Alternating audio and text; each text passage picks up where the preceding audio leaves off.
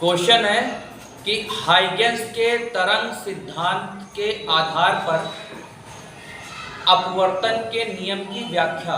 ये एक most important question है, पेपर में बहुत पूछा जाता है। ठीक है, सबसे पहले देखिए, ये ए बी है, आपतित किरण, आपतित तरंगाग्र हो गया, ए डैश बी डैश हो गया अपवर्तित तरंगाग्र, और आई क्या हो गया आपतन कोण, आर क्या हो गया अपवर्तन कोण।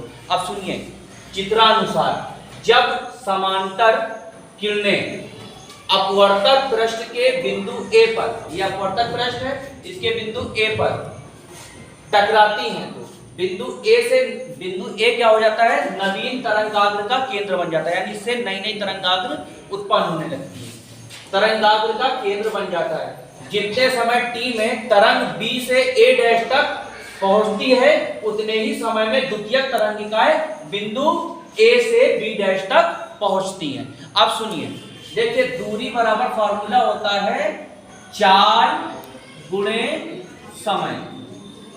ठीक है, दूरी बराबर क्या होता है 4 गुणे समय। अब देखिए, सबसे पहले बी ए डैश, देखिए एक माध्यम से दूसरे माध्यम में जा रही है ना, तो पहले माध्यम के लिए चाल क्या होगी v1 और समय तो t है। इसी तरह दूसरे माध्यम के लिए क्या हो जाएगा ए बी डैश क्या हो जाएगा v2t। अब देखिए, एक त्रिभुज हो गया ए बी ए डैश और दूसरा त्रिभुज क्या हो जाएगा, ये आई है। ठीक है, एक त्रिभुज हो गया ए बी ए डैश, तो त्रिभुज ए बी ए डैश में देखिए साइन आई लंब बटे कण होता है, आई के लिए लंब कौन सा हो जाएगा ए डैश बी और कण कौन सा हो जाएगा ए ए डैश। ठीक है, तो इसको हम लोग v1t भी लिख सकते हैं, साइन आई v1t बटे A A dash, this is the equation number 1। इसी तरह से दूसरा त्रिभुज क्या है, त्रिभुज ए डैश बी डैश में, त्रिभुज ए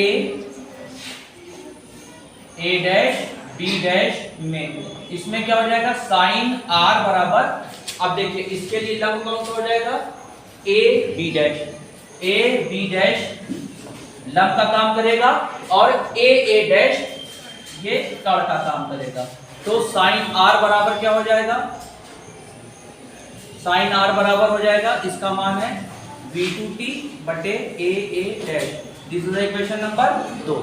अब इन दोनों का कंपेयर करना है, तो क्या करेंगे, इक्वेशन 1 डिवाइडेड बाय इक्वेशन 2, समीकरण 1 में समीकरण 2 से भाग दे देंगे।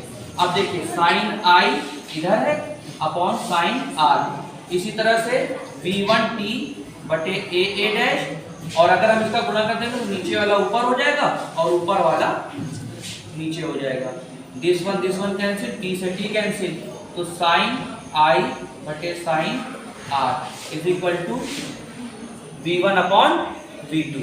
अब देखिए v1 और v2 क्रमशः विरल माध्यम और सघन माध्यम के लिए नियत वेग है, इसलिए v1 अपॉन v2 क्या हो जाएगा, एक नियतांक हो जाएगा, इसलिए v1 और v2 क्या हो जाएगा, एक नियतांक हो जाएगा।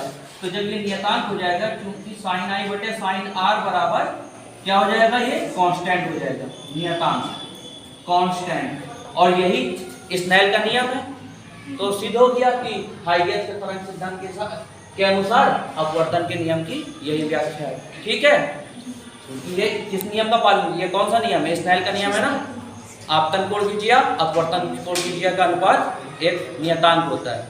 ठीक है, इसको नोट कर लीजिए।